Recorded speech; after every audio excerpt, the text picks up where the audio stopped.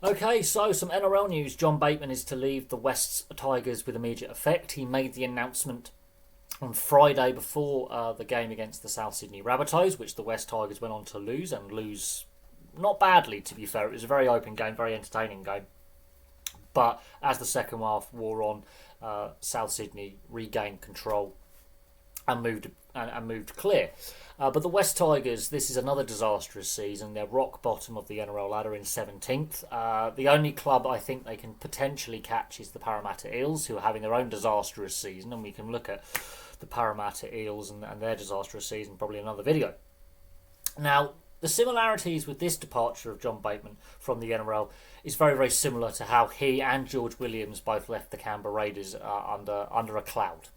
And it was a very messy divorce the last time he was in the NRL, and George Williams obviously ended up going with him, and they both left the Canberra Raiders under a cloud, and how that was handled by the Raiders and by their agents as well leaves a lot to be desired. It was a very messy departure. He goes back to the Super League with Wigan. He ends up back at the West Tigers. The West Tigers is a team that is just lurching from one crisis to another. Now they've changed the board. Shane Richardson is the interim CEO. Benji Marshall is now the head coach. But there's a lot happening at the West Tigers. It's a dual venture club, much like St George, Illawarra, and both these clubs have struggled with the dual venture kind of structure. Obviously, Manly and the North Sydney Bears were a dual venture for a while, became the Northern Eagles. That was a disaster, which led to the split of that dual venture. And a lot of people have criticised the dual venture model. Both St George, Illawarra, and the West Tigers are very unstable clubs. Now, St George have turned things around with Shane Flanagan. They're doing much, much better this season than they have done in previous seasons. They really struggled last season. But both these clubs have had a lack of success. But on the West Tigers standpoint, Robbie Farah's on the way out. There's been a high player turnover. They've got a very young, inexperienced squad. I think there were 6 teenagers playing against the Rabbitohs at the weekend. So they literally are struggling to attract talent. Yes, they've attracted a few big name players, but they're paying over the odds for those players. And look at the squad turnover they've had. Look at the bad contracts this team has had.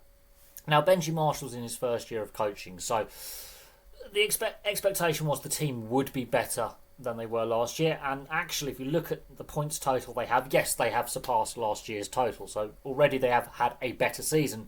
They're still the worst team in the league. That just tells you something. On the John Bateman side, it's looking likely that he's signed with the Warrington Wolves, although nothing has been confirmed. But this speaks more about, I think, the West Tigers. Now, John Bateman's a difficult character. I think he's a character within the game, but he's left a few clubs, both in the NRL and Super League, under a bit of a cloud. He's had messy divorces from clubs. He's never actually. I don't think he's ever actually seen out a contract, if memory serves me right. So he's been in the Super League twice after this move. He's been in the NRL twice, and contracts tend to break down with John Bateman. So he is one of those characters where, difficult, I think, is a good way to describe John Bateman. Great player when he's fully fit and on form. He's a very destructive forward. Even though he's a smaller size forward, he's very destructive, very combative.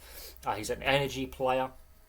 He can play in the centres as well. The 2017 World Cup proved he could play in the back line as an emergency centre. So he's very versatile, very combative.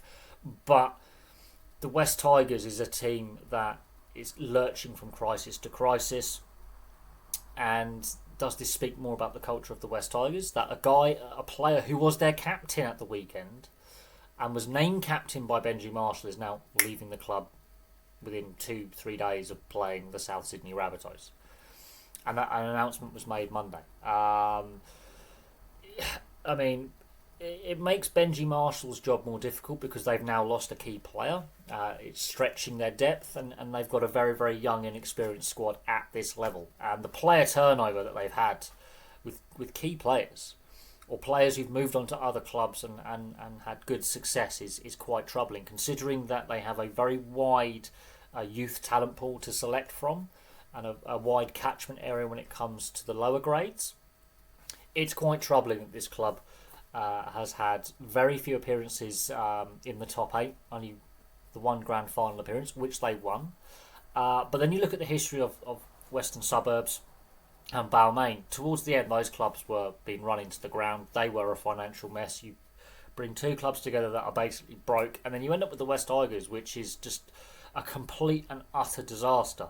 St George Illawarra isn't much better historically with the issues in their boardroom. So you've got what appears to be a very dysfunctional boardroom, dysfunctional roster management, and a club that has continued to struggle throughout its existence since its formation as the merger at the end of 1999. And I've covered the Western Suburb Magpies' disastrous last two seasons in the NRL. It's a very popular video on the channel. But does John Bateman's, should I say, departure speak more about his character or the culture at the West Tigers? Or is it a bit of both? But his NRL career is done, potentially over. I don't think any other NRL club further down the line would reacquire his services. I think his NRL career is done. But the whole team has struggled this season and last season. And John Bateman isn't the player he was when he first signed for Canberra all those years ago.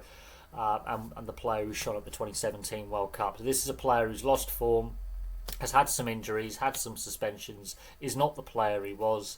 It was a risky signing him, considering how he departed the league the last time.